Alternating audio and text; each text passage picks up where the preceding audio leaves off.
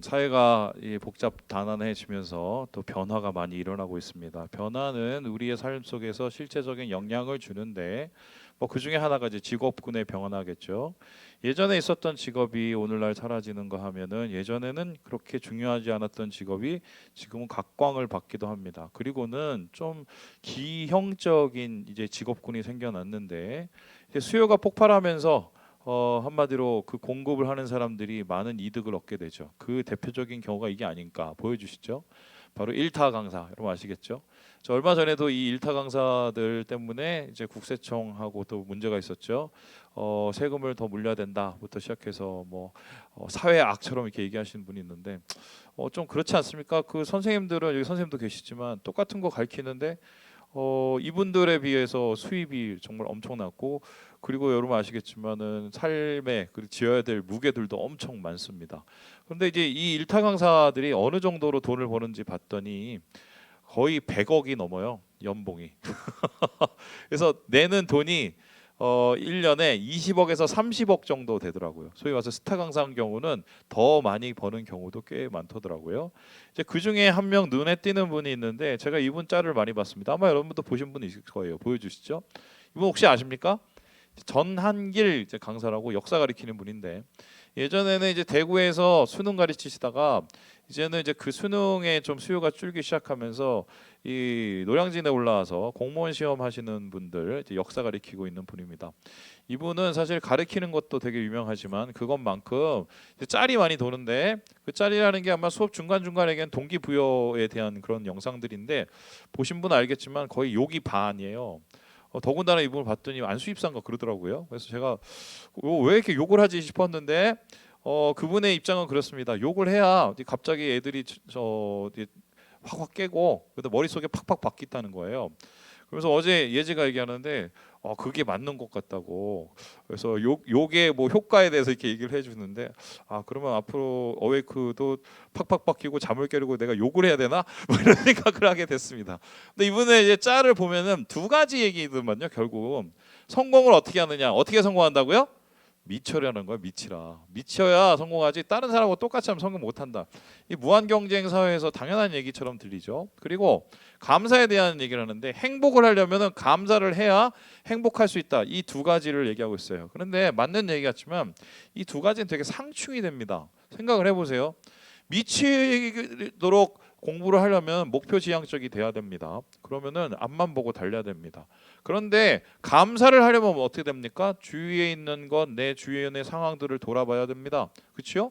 시각 자체가 달라요. 근데 이렇게 두 가지를 이 모순적인 거를 얘기하는데 이 사람들이 이걸 듣고 있다? 좀 저는 의아했는데 이 다음에서 보시면은 더 그러는 것이 여러분 이번에 이제 뉴스에 이제 구급 공무원 시험에 대한 얘기가 나왔어요. 보시다시피 경쟁률이 하향됐다고 얘기를 하더라고요. 그래서 정말 많이 떨어졌나 싶었더니 20대 1이 넘어요. 예전에는 77.6대 1에서 상승을 했다가 이제 감소가 돼서 21.8대 1 이렇게 얘기를 하는데 여러분 이게 쉽습니까, 어지?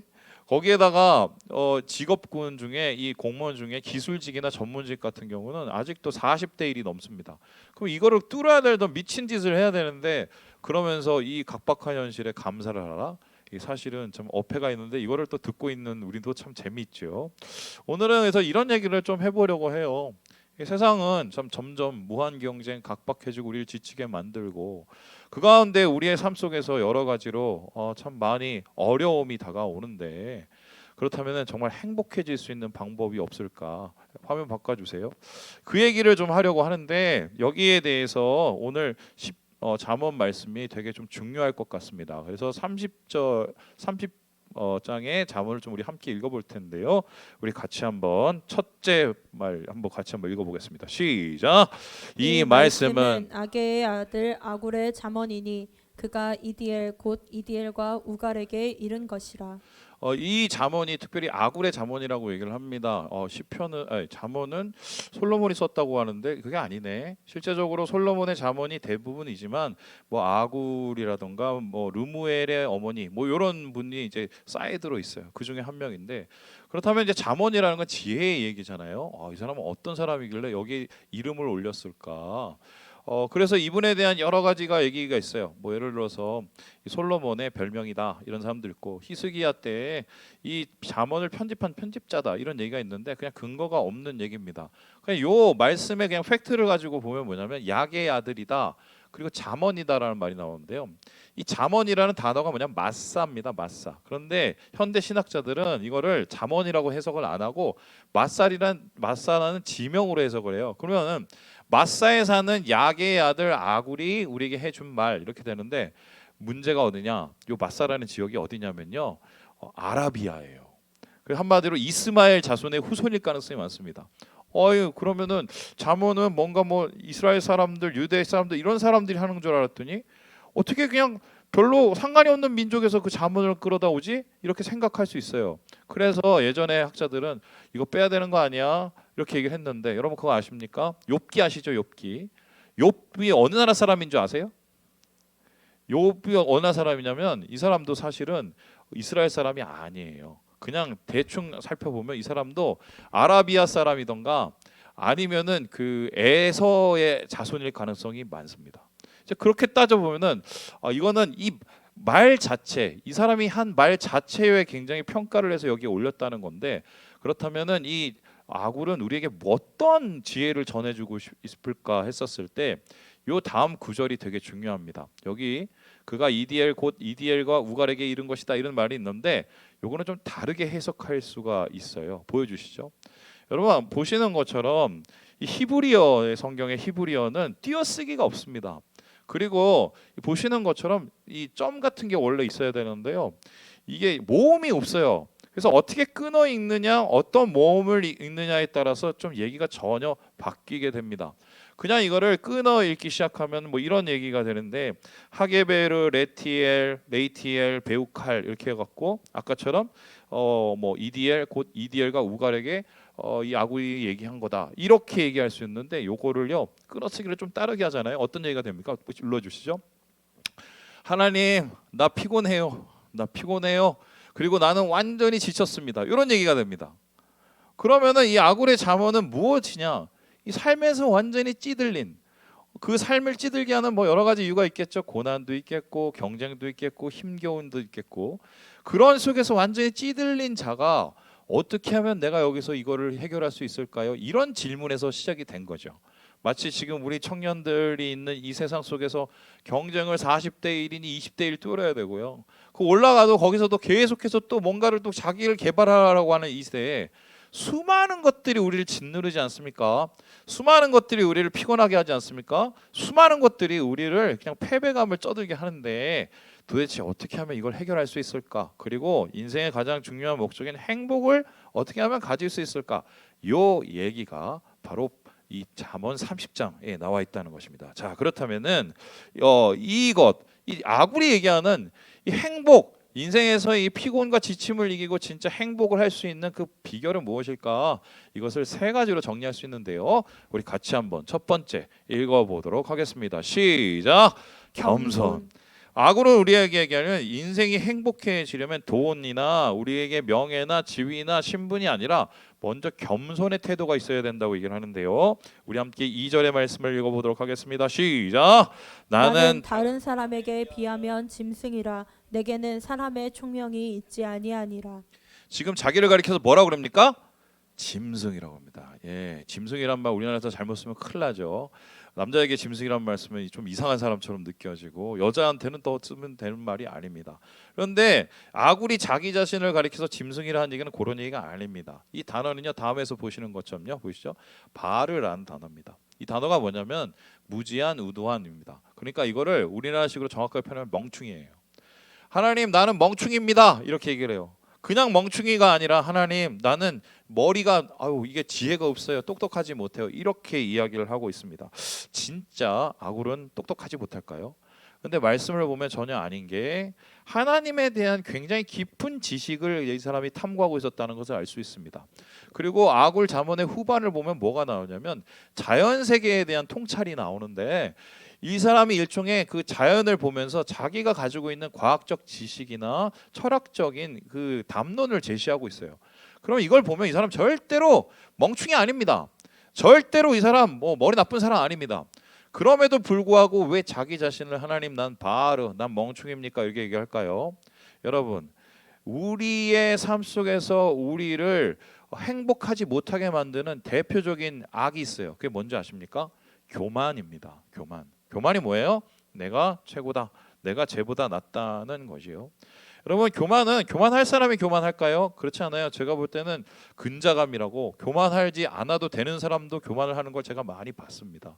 근데 교만의 문제가 뭐냐? 교만에 한번 빠지기 시작하면은 주변에 사람이 없어져요. 만일에 내가 지금 교만하고 있는데 주변에 사람이 있지 않습니까? 그러면 그 사람은 아주 그냥 10중8구 나를 이용해 먹으려는 사람일 거예요. 제가 이거를 많이 봤어요. 어디서 많이 봤냐? 지난 교회에 있었을 때 봤는데 강남에서 소위 말해서 돈 있는 분들, 소위 말해서 좀 뭐 지위가 높은 분들 거기 말해요. 사자만 몇십 명들이 있어요. 몇십 명 거의. 그럼 어제 대단하죠. 그런데 거기에 재밌는 게 그분들이 잘난 체를 하고 있을 때 그분들 옆에 계신 분들이 있습니다. 대부분 어떤 분들이냐? 한마디로 그분을 통해서 뭔가 이익을 얻는 분들, 그리고 사기 치시는 분도 전 봤습니다. 그런데 재밌는 게 제가 흥미로운 게 뭔지 아십니까? 그렇게 하면 누가 봐도 이 사람은 내 등을 칠 사람이에요. 내 걸 가져갈 사람이에요. 그러면은 멀리 해야 되죠? 안 그렇더라고요. 왠지 아세요? 가려운 데를 긁어주니까. 진실한 친구들이 없어져요. 교만하면. 그러면 교만한 게 뭐예요? 내가 쟤보다 낫다. 교만의 기준은 사람이에요. 나보다 못한 사람을 보면서 내가 만족감을 느끼는 거죠. 근데 이렇게 될 때 어떤 일이 일어나냐? 하나님이 없어져요. 하나님이 없어지니까 사람 안에서 모든 것을 해결하라고 합니다. 교만한 사람의 특징이 뭔지 아세요? 독재자의 특징? 외롭다. 그래서 이 악으로는요, 자기 자신이 뭐 지식적 능력도 있지만 하나님 나는 그게 아니라요. 하나님 바라보면 나는 그 하나님의 지혜와 하나님의 통치 앞에 넌 아무것도 아닙니다. 시선이 사람이 아니라 하나님에게 가 있어요. 하나님에게 가 있으면 우리의 마음은 낮아지지만 그 안에 뭐가 채워집니까? 하나님의 은혜가 부어지게 되죠. 그래서 오늘 이 아고는 자기 자신에 대해서 나를 행복하게 만드는 건 바로 하나님 앞에 낮아지는 마음이다. 왜냐하면 은혜는 낮은 곳으로 흐르기 때문인데요. 이와 같은 행복을 찾았던 사람이 있습니다. 대표적으로 바로 이 사람인데요. 우리 함께 시편 말씀을 같이 한번 읽어보도록 하겠습니다. 시작.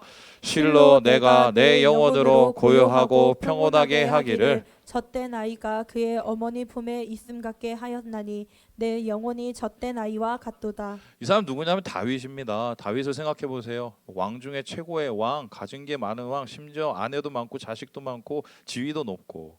근데 이 사람이 자기 자신의 고백을 뭐라고 그러냐면 하나님 나는 애예요. 그냥 젖된 애예요. 힘이 없어요. 왜입니까? 이 사람의 시선이 사람이 아니라 하나님에게 맞춰져 있는데요. 하나님 없으면 나는 단 하루도 존재할 수 없습니다. 그 사람이 그렇게 죄를 짓고도 하나님 안에서 그나마 온전한 관계를 유지할 수 있었던 가장 좋은 비결이에요. 그래서 여러분 오히려 낮아지는 모습이 낫습니다. 근데 사람이 아니라 하나님 앞에서 내가 내 모습 그대로 나가서 내 작은 모습을 온전히 올려드릴 때 그때 은혜가 발생하게 돼요. 대부분 욕을 못해서 요 알량한 자존심 때문에 다 무너지게 되는데 그러면 하나님이 주시는 행복을 찾을 수가 없다는 것을 아굴이 경험하게 되는 것이죠. 그렇다면 두 번째로 아굴이 얘기하고 있는 행복이란 그 비결이 무엇일까? 우리 같이 한번 읽어보도록 하겠습니다. 시작. 자족이에요. 우리 같이 한번 5절의 말씀을 읽어보도록 하겠습니다. 시작. 하나님의 말씀은 하나님의 말씀은 넘겨주세요. 없어요 또? 시작. 하나님의 말씀은 다 순전하며 하나님은 그를 의지하는 자의 방패시니라. 하나님의 말씀이 순전하다. 그를 의지하는 자는 다 방패시다. 이렇게 얘기합니다. 이게 뭐냐면 하나님에 대한 적극적인 신뢰, 하나님의 맛을 본 거죠. 그 말씀, 그의 통치, 그의 성품. 이거를 깨닫게 되고 하나님을 찬양하게 됩니다. 여러분 그렇습니다. 인생에서 행복을 앗아가는 게 교만이 하나가 있다면 그 다음에 게 뭔지 아십니까? 한마디로 비교하고 욕심 부리는 거예요. 여러분 옛날에는 사람들이 얼굴을 어떻게 봤냐면 지금처럼 거울이 있었던 게 아닙니다. 청동 거울이 있어요. 청동 거울. 그 청동 거울을 제가 직접 봤어요. 저희 이스라엘 가서 봤는데 이게 사람이 얼굴이 뭐 쉽게 잘 나오진 않았을 것 같아요. 뿌옇게 나왔겠죠. 근데 그거 보고 화장하고 다 했습니다. 대충 자기 쉐입을 본 거죠. 그런데 지금은 우리가 우리 얼굴을 우리 면상을 볼 수 있는 여러 가지의 방법들이 있습니다. 뭐 우리 교회도 지금 보세요. 뭐 거울도 있고요. 요즘에는 거울 대신에 이제 스마트폰 보면서 이제 자기 얼굴 이렇게 보면서 화장 고치고 이러더만요. 그런데 훨씬 기술도 좋아지고 훨씬 우리를 쳐다볼 수 있는 방법도 되게 좋아졌습니다. 그런데 한번 생각을 해보세요. 정말 우리는 우리의 모습을 제대로 보고 있을까요? 청동 거울 시대보다 뭐 이런 거죠. 나를 보면서 나를 읽으면 되는데 나를 보면서 다른 사람을 읽습니다. 그럼 불행해지죠. 제가 예전에 좋아하던 연예인이 있었습니다. 누구냐면은 이제 이나영이라고 아시는지 모르겠어요. 예, 그 커피 선전하시는 분. 그분을 제가 상당히 좋아했어요. 뭐 책받침은 안 샀지만 마음에 품고 살았습니다. 우리한테 제일 좋아하지만. 근데 이제 어느 날 제가 광화문을 딱 갔는데 광화문에 무슨 뭐 성화봉송 뭐 이런 행사가 있었나 봐요. 그러더니 막 이제 막 뭘 들고 막 뛰는데 어디서 많이 본 분이 한 분이 계세요. 그랬더니 봤더니 막 뒤에서 광채가 나는 거야. 광채가. 딱 가서 제가 다시 봤더니 누구였다? 이나영 씨였어요. 봤는데 진짜 거짓말 아니고 팔이 요만해요. 예, 팔이. 그리고 얼굴이 진짜 요만해요. 눈은 이따만해요. 거의 외계인 수준이야. 아, 저렇게 얇은 사람이 저렇게 이뻐지는 거 제가 그걸 봤어요. 그거 보면서 제가 그분을 보면서 행복하기도 했지만 한편으로는 제가 좀 제 자신을 보게 된 게 전 진짜 오징어더만요. 머리는 거의 2배. 그리고 제가 가진 뭐 피부는 뭐 거무쭉쭉. 여러분 이렇게 시작하면은 저는 항상 그 누구 대상을 보면서 항상 불행해 할 거예요. 이런 비교 경쟁이 제일 심한 나라가 어느 나라냐? 우리나라입니다. 뭐 이런 얘기는 너무 많아요. 외국 사람들이 와서 우리나라에서 제일 신게 뭐냐면 니네 나라는 왜 이렇게 무슨 오디션 프로그램, 서바이벌 프로그램이 많냐고. 이렇게 많지가 않아요. 그게 우리의 삶이기 때문에 그래요. 삶이기 때문에. 근데 왜 사람들이 비교를 하는 줄 아십니까? 비교의 뒤에는 뭐냐면 탐욕이 있어요. 내가 갖지 못한 거를 그냥 그걸 뺏고 싶은 거예요. 아니면 얻고 싶은 거예요. 그러니까 이런 건데 교만이 나기보다 낮은 사람을 보고 내가 느끼는 우월감이라면 이 자족하지 못하는 이 비교는 나보다 더 많은 사람을 보면서 내가 느끼는 절망감이에요. 대부분 사람들은 타족을 하려고 그래요. 타족. 다른 것을 통해서 내 마음이 채워지는 그것. 내 얼굴 직접 보는 게 아니라 이런 모습들은 우리를 굉장히 힘들게 만드는 거죠. 성경에서는 우리를 향해서 뭐라고 얘기냐? 그런 거 하지 말고 우리 자체에 주신 하나님의 가치를 보라고 얘기를 하세요. 그게 바로 자족인데요. 자족은 곧 우리에게 행복을 준다고 이야기를 하고 있습니다.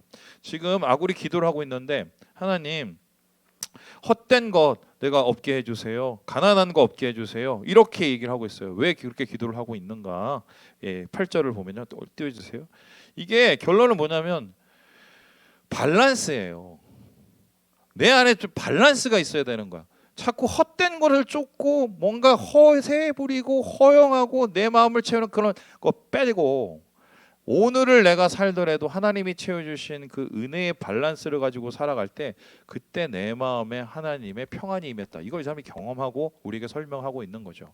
그렇다면 이제 질문이 하나가 있습니다. 이런 얘기는 사실 세상에서도 합니다. 어떤 얘기를 하냐? 야, 만족하고 살아. 이런 얘기 합니다. 그러면 이 얘기하고 우리 얘기의 가장 큰 차이점이 뭘까요? 뭐 요거로 얘기를 여러분 아시나요? 요 그림 보여주시죠.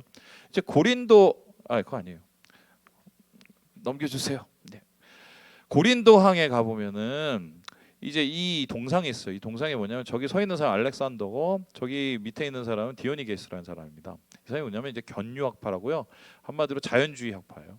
알렉산더가 점령을 하고 그리스를 점령한 다음에 이 디오니게스를 만나러 갔어요. 왜냐하면 그 당시에 굉장히 유명한 철학자였거든요. 가서 물었어요. 아, 내가 도와줄 게 있습니까? 뭐 원하든지 내가 하나씩 주겠다 그랬더니 디오니게스가 뭐라고 그랬냐면 좀 비키라고 햇빛 안 들어온다고 이렇게 얘기를 했어요. 왜냐하면 이 사람은 뭐를 더 얻는 것보다 지금 삶에서의 누리는 것을 만족하고 살아갔다. 그래서 견유학파라는 것 자체가 개처럼 사는 사람들이에요. 그냥 자연 그대로. 그러면은 성경에서도 우리를 가리켜서 개처럼 살라고 얘기를 했을까? 그게 아닌 게요. 이 말씀을 보면은 분명히 다른 자족의 비결이 있어요. 우리 함께 빌립보서 말씀을 같이 한번 읽어보도록 하겠습니다. 시작. 나는 비천에 처할 줄도 알고 풍부에 처할 줄도 알아. 모든 일 곧 배부름과 배고픔과 풍부와 궁핍에도 처할 줄 아는 일체의 비결을 배웠노라. 내게 능력 주시는 자 안에서 내가 모든 것을 할 수 있느니라. 그러니까 자족이 그냥 있는 거에 감사하라는 게 아니라 우리에게는 절대로 뺏지 못할 우리 그라운드 제로가 있다는 거예요. 그 그라운드 제로가 뭐냐? 내게 능력 주시는 자예요. 그러니까 우리가 감사하고 자족하는 이유는 세상이 없는 것이 우리에게 있기 때문입니다. 여러분 송명의 시인 아시죠? 모르세요? 나라는 옛날에 찬양 쓴 그분인데 그분이 어떤 분이냐면요. 온 전신을 제대로 사용할 수 없고 입만 움직일 수 있는 지체 장애인이셨어요. 근데 이분이 지금 우리에게 많은 그 영향을 주고 사람들에게 많은 희망을 줬는데 왜냐면 나라는 가사가 그런 가사가 있어요.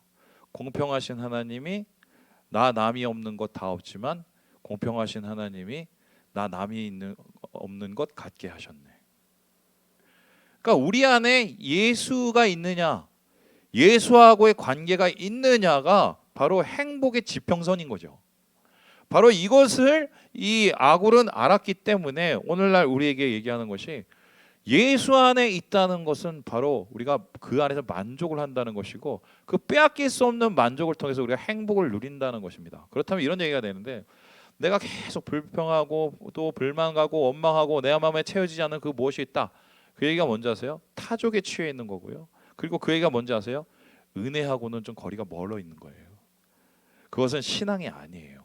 오늘 우리에게 아굴이 이야기하고 있는 것입니다. 그렇다면 마지막으로 아굴이 말하고 있는 행복한 인생의 비결은 무엇일까요? 우리 같이 한번 읽어보도록 하겠습니다. 시작. 감사해요. 여러분 앞에서 나오는 이 겸손, 자족 이것을 두 개로 합치면 끝이 어떻게 끝나냐면 뭐로 끝나가요? 감사로 끝납니다. 왜냐하면은 겸손하면은 하나님 봐요. 그리고 내가 만족하려면 하나님이 내 안에 있어야 돼요. 그래서 그 하나님 안에서 내 삶을 돌아보기 시작하면은 그것이 감사로 채워지기 시작해요. 왜냐하면 그곳에 하나님의 은혜가 머물기 때문인데요. 이에 대해서 하영조 목사님이 이렇게 이야기를 하고 있습니다. 우리 같이 한번 하영조 목사님 얘기를 읽어보겠습니다. 시작. 은혜는 감사를 낳습니다. 은혜를 받으면 자신도 모르게 감사가 흘러 넘칩니다. 감사하면 겸손해지지만 감사가 없으면 항상 교만합니다. 감사하느냐 안 하느냐는 내 자유이고 선택입니다. 감사를 선택하면 계속해서 감사와 축복이 따라옵니다. 그러나 작은 일에도 원망하고 불평하면 이상하게도 일할 때마다 원망과 불평만 눈에 보입니다. 감사는 선택이에요. 왜냐하면 이게 할 수 있어서 자연스럽게 나오는 감동이 아니에요. 똑같은 상황에서도 어떤 사람은 감사를 하면서 견뎌내는 사람이 있고 어떤 사람은 감사 없이 원망과 불평 속에 살고 있는 사람도 있습니다. 그 대표적인 경우가 열왕기하 5장이에요. 거기 보면은 나아만이 이제 그 문둥병이 낫는 얘기가 나왔습니다. 뭐 요단강 내려가서 물에 7번 씻었더니 막 물이 뭐 배곡같이 변했다 뭐 이런 얘기인데 근데 여러분 그거 아십니까? 이 나아만 얘기에 처음과 끝에 두 사람이 등장해요. 첫 번째는 뭐냐면 나아만 집안에 있는 여종입니다. 끝에는 뭐냐면은 엘리사의 수제자인 게하시입니다. 근데 이 사람들을 한번 비교를 해볼까요? 이 여종은 어떤 사람이냐면은 전쟁 때 끌려간 전쟁 포로예요. 애예요. 네 나이보다 어렸을 때 끌려갔다고 생각을 해봐. 열리마. 그리고 완전히 머슴이 아니라 그냥 그 당시 노예는요 인권이 없어요. 그러면은 이 지독한 환경에서 사람들은 무슨 생각을 합니까? 죽을 생각하든지 절망하든지 괴로워하든지 그렇겠죠. 반면에 게하시라는 사람은 어떤 사람은 전쟁의 피해에서 벗어날 수 있었어요. 왜냐하면 엘리사가 있었으니까. 엘리사는 위대한 능력을 가진 선지자였기 때문에 그 옆에 있어서 좋을 거 다 보고 좋을 거 다 누렸어요. 어떻게 보면 굉장히 행복해질 수 있는 조건을 가진 사람입니다. 근데 그 끝이 어떻게 되는 줄 아십니까? 게하시라는 사람은 지금 나아만 장군을 쫓아가서 이 스승이 받지 말라는 돈을 몇 배로 뜯어와요. 그리고 자기 주머니에 챙깁니다. 그러다가 나중에 문둥병자가 돼요. 반면에 이 나아만 장군의 여정을 어떻게 하면 나아만 장군이 문둥병을 앓은 걸 보고 가서 얘기를 해줍니다. 주인님, 제가 살던 이스라엘에 가보면은 엘리사란 분이 있는데 그분이 그런 치유의 능력이 있어요. 사실 자기 주인이면 주인이지 자기한테는 원수잖아요. 선으로 그걸 바꿔요. 조건을 따져보면 지금 정반대의 상황이 나야 되는데 어떻게 보면 지금 이야기는 끝은 전혀 다르게 끝나는 거죠. 이게 뭐예요? 저는 옛날 그렇게 생각했어요. 환경이 사람을 만든다고 생각했거든요. 그럼 맞아요. 근데 신앙에는 달라요. 신앙은 환경을 이기는 힘이에요. 그래서 우리에게 감사는 어떻게 보면 진짜 행복의 기준으로 내가 얼만큼 접근해 있느냐를 보여주는 척도라고 저는 생각을 하거든요. 여러분 그게 진짜 여러분에게 있는지 그걸 물어봐야 돼요. 없으면 여러분 안에는 아직 정말 하나님 주신 감사의 기쁨이 뭔지를 잘 모르고 있다. 저는 이렇게 생각하거든요. 말씀을 어떻게 끝날까 하다가 예전에 제가 봤던 이 영화를 한 편 얘기해 주려고 합니다. 보여주시죠. 여러분 이거 보셨는지 모르겠어요. 혹시 보신 분? 못 보셨어요? 오늘 집에 가시면 이 명작입니다. 꼭 가서 행복을 찾아서 이렇게 번역이 됐었었는데 이 영화를 꼭 보셨으면 좋겠다. 이 얘기가 뭐냐면 이런 건데요. 크리스 가드너라는 사람이 나와요. 이게 실존 인물인데 이 사람이 이제 예전에는 세일즈맨, 스캐너 팔던 골밀도 스캐너 팔던 세일즈맨이었는데요. 이 사람이 뭐가 안 돼 갖고 다 안 팔리는 거예요. 그러면서 망해 갔어요. 그러다 망하니까 어떻게 해요? 부인이 가서 일을 해줘야 되잖아요. 그 일을 하다 보니까 부인하고 거리가 멀어지고 부인이 나중에는 어느 날 애를 놔두고 도망가 버려요. 그래서 애를 데리고 어떻게 살아야 되니까 돈은 없지요. 그러니까 그 주변에 있는 제일 싼 어린이집에 널서리에 맡겨요. 그리고 나서 오는데 나중에 그것도 돈이 없어서 애를 데리고 집세도 못 내서 쫓겨나서 어디에서 자느냐? 화장실에서 자요. 화장실에서. 그 장면이 진짜 굉장히 절절해요. 그런데 이분이 이제 나중에 어떻게 되냐면 60대 1의 경쟁률을 뚫고 어떻게 보면 이제 정직원이 돼요. 주식 중개인이 돼 갖고 나중에는 가드너 리치 & 컴퍼니라는 그 인종적 차별을 넘어선 이 기업의 총수가 됩니다. 엄청난 행복이죠. 근데 이건 단순히 성공 스토리가 아니에요. 이 이야기에 가장 좀 이 핵심적인 장면이 있어요. 그게 뭐냐면요. 그 포스를 한번 다시 한번 띄워 주시죠. 여러분 여기서 좀 이상한 거 보이지 않습니까? 모르시겠어요? 보이셔야 되는데 영어를 조금 하셨으면 모르겠어요? 그래서 우리 스펠이 하나 틀렸어요. 뭐가 틀렸어요? 해피니스에서 Y가 아니라 원래는 I예요. 근데 여기는 Y라고 씁니다. 신기하죠? 근데 이 장면이 되게 중요해요. 왜냐하면 애를 맡기로 이제 널서리에 가요. 그 널서리 엉망진창인 맡기는데 그 옆에 해피니스라고 이렇게 써 있는 거예요. 근데 해피니스가 Y로 써 있는 거예요. Y가 원래는 I인데. 그러니까 이 가드너가 여기를 달 때마다 뭐냐면 왜 I가 아니라 Y야? 와 이런 얘기를 계속합니다. 막 투덜투덜. 근데 이제 감독이 왜 이런 장치를 넣냐면 이게 굉장히 상징적인 건데 사실 해피니스라고 이게 거의 우리나라 뭐 이렇게 은어처럼 이렇게 같이 쓰이는 짜장면, 자장면 이런 거 똑같은 건데요. 이 Y가 I가 돼야 행복이 된다는 소리를 하고 싶었던 거예요. 이거를 이제 나중에 감독이 어떻게 해석을 하냐면 Y, you, 너의 행복, 니네 행복, 그게 내가 없는 그 행복이 I가 되어가기 위해서는 뭐가 해결이 되냐? 내 안에 Y가 해결이 된대요. Y가. 단순히 네가 있는 건 내가 다 가지고 네가 비교한 거 내가 다 가지고 세상에 있는 거 다 쫓고 이래서 해결이 되는 게 아니라 Y의 U의 해피니스가 아니라 내 I의 해피니스가 되기 위해서는 내 안에 있는 Y가 해결이 돼도 Y. 왜 내가 행복을 해야 되고 무엇 때문에 행복을 해야 되고 어떻게 행복을 해야 되고 여러분 이거를 찾아내야 진짜 행복할 수가 있는 거예요. 여러분 거진데도 가난한데도 부자처럼 사는 사람이 있어요. 부자인데도 가난뱅이처럼 사는 인간들이 있어요. Y가 해결이 되지 않아서 그래요. 계속해서 Y, U의 행복을 쫓아다녀서 그러거든요. 예수 믿는 사람은 제가 볼 땐 I가 J가 돼야 돼요. 지저스. 예수로 내 안을 채워서 나의 행복을 누릴 수 있는 게 이게 주님이 얘기하시는 하나님의 행복이다. 아굴은 이것을 바로 겸손과 자족에서 찾아냈고 그의 삶 속에서 감사로 이것을 증명하게 되는 이 이야기가 오늘 말씀의 결론이라고 얘기할 수 있겠습니다. 말씀을 마칩니다. 우리 사랑하는 여러분, 목사님 또 저 소리 한다. 이 소리 하지 마시고 한 번만 더 자신의 삶을 좀 돌아보세요. 오늘 아침에 음향이 다 꺼져갖고 뭐 부랴부랴 뭔 정신으로 제가 했는지도 모르겠어요. 마이크 하나 들고 해서 했는데 제가 설교를 하다가 그런 생각이 들었어요. 예배 진행하다가 이때껏 제가 10년이 됐는데 10년 동안 저게 한 번도 고장 안 나고 예배를 드릴 수 있는 게 참 감사한 거였구나. 그런 생각이 들었어요. 그러면서 제 마음속에 그리고 이렇게 방송이 안 나오는데도 우리 성도들이 한 명도 요동하지 않고 함께 예배 드릴 수 있는 게 참 감사한 거구나. 이게 진짜 예배네. 이런 생각이 제 마음에 들었거든요. 주님 안에서 그것을 좀 발견하는 게 우리 청년들의 세대에 제일 중요하지 않을까. 주님 안에서 이러한 행복을 발견하시고 하나님의 은혜를 누리시는 우리 모든 형제들 되시길, 자매들 되시길 주님의 이름으로 축원합니다.